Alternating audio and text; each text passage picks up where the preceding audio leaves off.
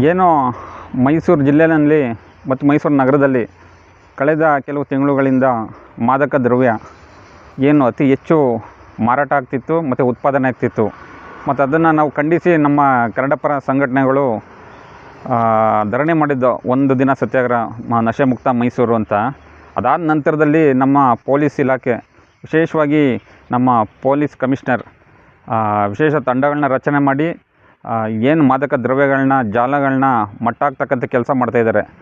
ಏನು ನಿನ್ನೆ ಉದಯಗಿರಿ ಮತ್ತು ಇನ್ನೂ ಅನೇಕ ಪ್ರದೇಶಗಳಲ್ಲಿ ರಾತ್ರಿ 9:00ವರೆಗೆ ಎಲ್ಲ ರೀತಿಯ ಅಂಗಡಿ ಮುಂಗಟ್ಟುಗಳನ್ನು ಮತ್ತು ಬಾರು, ಟೀ ಅಂಗಡಿಗಳನ್ನ ಸಹಿತ ಬಂದ್ ಮಾಡಿಸ್ತಾ ಇದ್ದಾರೆ. ಇದು ಸ್ವಾಗತಾರ್ಹ. ಇಂಥ ಬೆಳವಣಿಗೆಗಳಿಂದ ಮಾದಕ ವಸ್ತುಗಳು ಏನು ನಡೀತಾ ಇದೆ ಸಮಾಜದಲ್ಲಿ ಅದನ್ನು ಮಟ್ಟ ಹಾಕ್ಬೋದು. ಮತ್ತು ಆಗ್ತಕ್ಕಂಥ ಗಲಭೆಗಳು, ಸಮಾಜದಲ್ಲಿ ಅಶಾಂತಿ ಉಂಟಾಗ್ತಿತ್ತು ಅಂಥ ಪ್ರದೇಶಗಳಲ್ಲಿ, ಅದು ಕೂಡ ನಿಯಂತ್ರಣ ಆಗುತ್ತೆ. ವಿಶೇಷವಾಗಿ ಕನ್ನಡ ಕ್ರಾಂತಿದಳ ಸಂಘಟನೆಯಿಂದ ನಮ್ಮ ಮೈಸೂರು ಪೊಲೀಸ್ ಇಲಾಖೆಗೆ ಧನ್ಯವಾದಗಳನ್ನ ತಿಳಿಸ್ತಾ ಇದ್ದೀವಿ.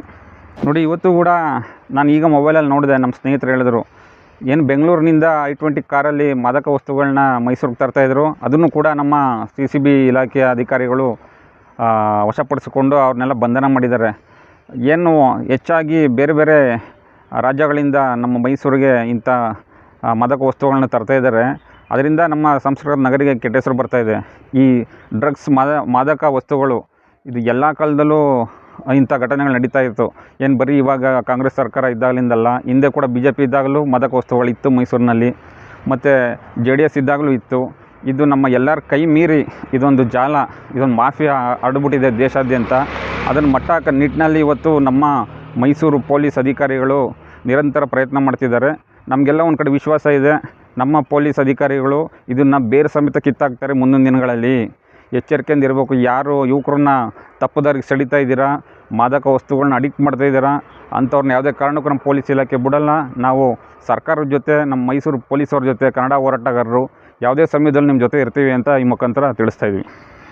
ಹೇಳ್ದಂಗೆ ಇದು ಅನೇಕ ವರ್ಷಗಳಿಂದ ಈ ಜಾಲ ನಿರಂತರವಾಗಿ ಹಬ್ಬಿಟ್ಟಿದೆ. ಈಗ ಅತಿ ಹೆಚ್ಚಾಗ್ತಾಯಿತ್ತು.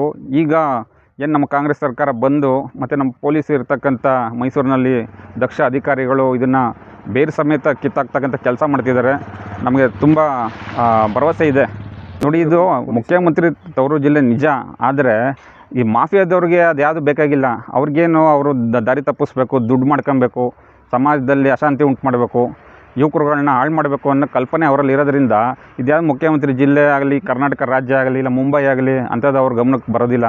ಅವ್ರಿಗೇನು ದುಡ್ಡು ಮಾಡಬೇಕು, ಸಮಾಜದಲ್ಲಿ ಅಶಾಂತಿ ಉಂಟು ಮಾಡಬೇಕು, ಯುವಕರನ್ನು ದಾರಿ ತಪ್ಪಿಸ್ಬೇಕು, ಅದೇ ಅವ್ರ ಕೆಲಸ. ಮೈಸೂರು ನಗರ ಪೊಲೀಸ್ ಕಮಿಷನರ್ ಅವ್ರಿಗೆ ಅಭಿನಂದನೆ ಸಲ್ಲಿಸ್ತಾ ಇದ್ದೀನಿ.